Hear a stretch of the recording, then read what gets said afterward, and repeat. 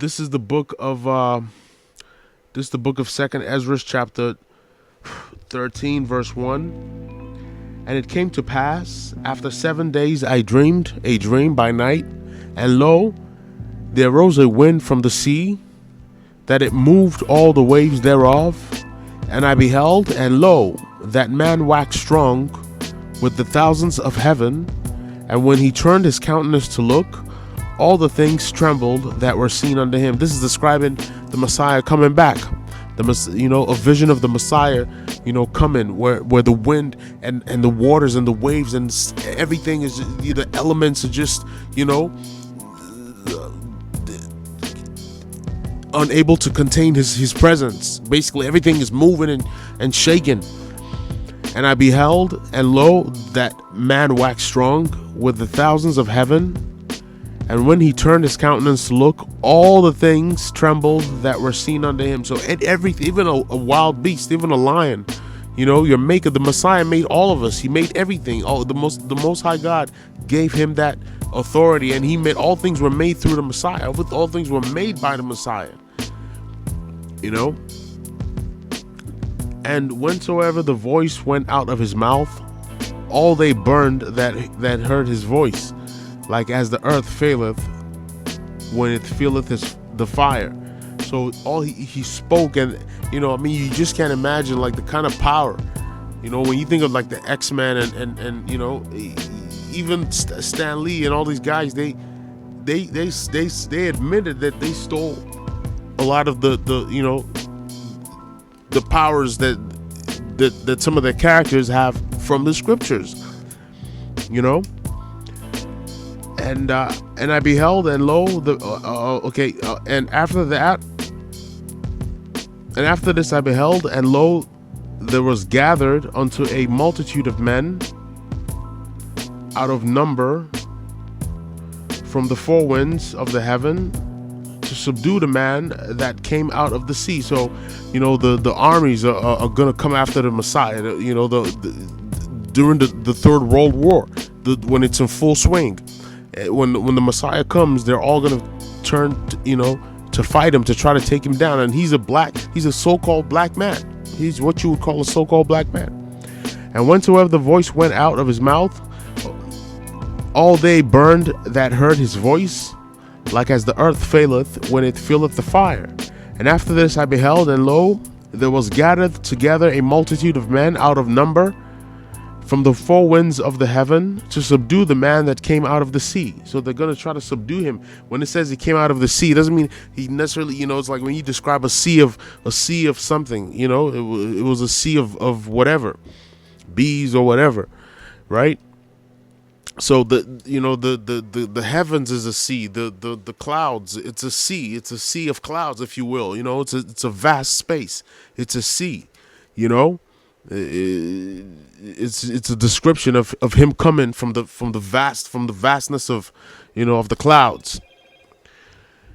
And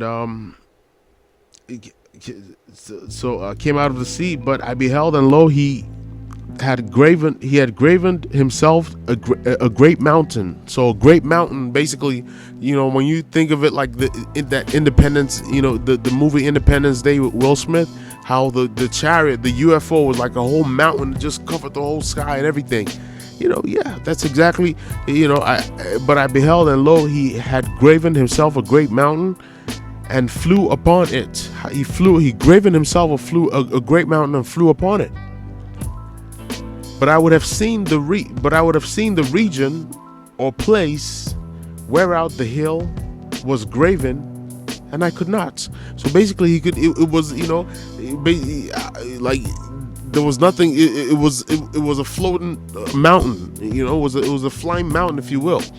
It says, but I beheld, and lo, he had graven himself a great mountain and flew upon it. But I would have seen the region or place whereout the hill was graven, and I could not.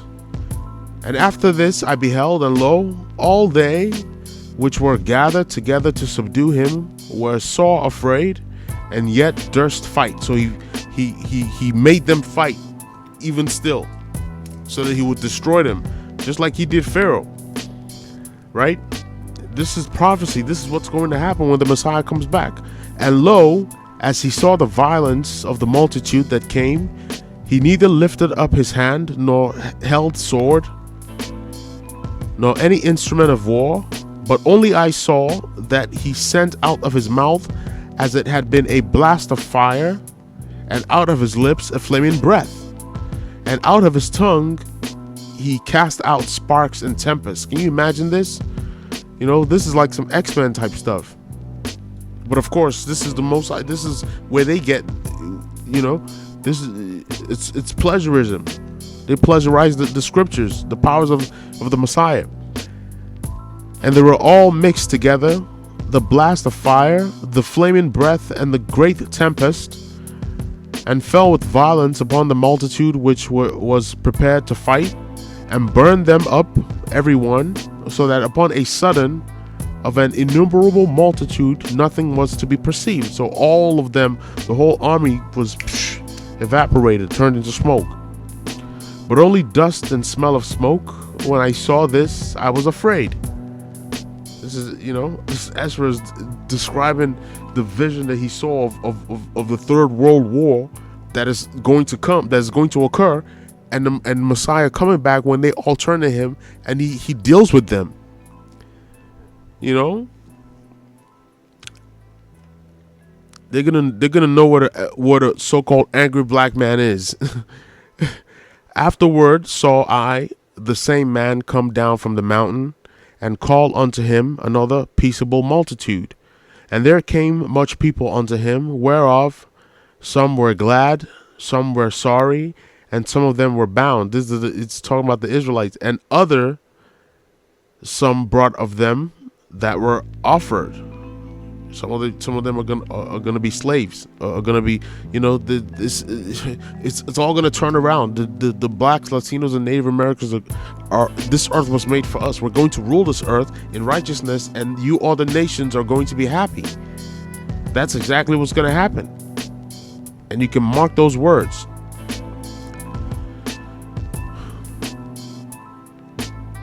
Were offered. Then was I sick through great fear, and awakened, and said, Thou hast showed thy servant these wonders from the beginning, and hast counted me worthy that thou shouldest receive my prayer. Show me now yet the interpretation of this dream.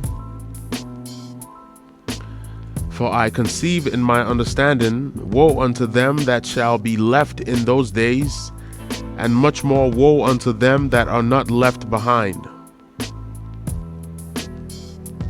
Woe unto them that are not left behind. Even the ones that are going to be saved, they're going to be scarcely saved. So truly woe unto even those that are going to be left behind. You know, and woe unto those that are not going to be left behind. Even those that are going to be saved. You know, we're going to go through a lot of things, Lord willing. You know, some of us are going to perish but you know, things are going to get hard. There's going to come a time where we may be in rags and we may not have eaten for days. You know, I've said this before. That's just what it's going to be. Even those that are going to be saved. That's what it's saying. Thou hast showed thy servant these wonders from the beginning, and hast counted me worthy that thou shouldest receive my prayer. Show me now yet the interpretation of this dream. For as I conceive in mine understanding, woe unto them that shall be left in those days, and much more, woe unto them that are not left behind. For they that were not left were in heaviness. Even those that were not left, those that were saved, they were traumatized from what they went through. Now understand I the things that are laid up in the latter days, which shall happen unto them, and to those that are left behind. Therefore are they come into great perils and many necessities, like as these dreams declare. So these things, and it all starts to happen. It all started to happen. You can see it happening. Just a few more precepts.